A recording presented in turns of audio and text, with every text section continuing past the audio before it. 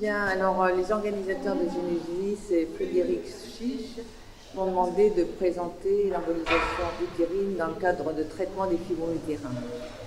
L'embolisation utérine, c'est une technique qui consiste à bloquer la vascularisation des fibromes, si bien que l'absence d'irrigation entraîne une ischémie irréversible des lésions fibromateuses et puis une réduction progressive et très significative de leur volume jusqu'à les réduire à un noyau fibreux qui est insensible aux décharges hormonales. Je dois dire aussi que c'est une technique qui n'entraîne pas de dommages permanents pour le myomètre sang. Il existe deux grands groupes d'indications, les fibromes symptomatiques, qu'ils soient uniques ou multiples, et quel que soit leur volume. L'indication n'est pas liée à ces critères, mais elle est liée au siège des fibromes, les fibromes interstitiels étant d'excellentes indications et les fibromes sous-muqueux de mauvaises indications. Il existe un deuxième groupe d'indications représenté par l'embolisation préopératoire qui permet de réduire de manière significative le saignement péropératoire au cours de la myomectomie. Alors on a beaucoup polémiqué sur la douleur survenant dans les suites de ces embolisations.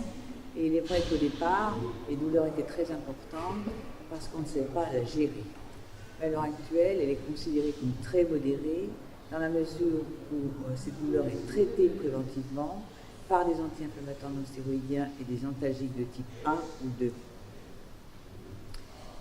Les complications, voire la reproduction chirurgicale, sont rares quand on pèse ces indications, parce qu'il existe effectivement des mauvaises indications et des contre-indications. Moi, je trouve quand même que c'est dommage de transformer une technique qui est peu invasive en une technique qui est plus invasive que la chirurgie.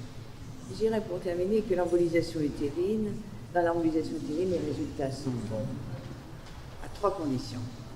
C'est que l'opérateur ait une bonne expérience de la technique, c'est que l'opérateur gère bien ses indications, et enfin, qu'ils connaissent la pathologie pelvienne, parce qu'il peut exister des associations, notamment je pense à l'association adénomiose fibrome qui va modifier la technique opératoire, ou à l'association fibrome pathologie varicose pelvienne.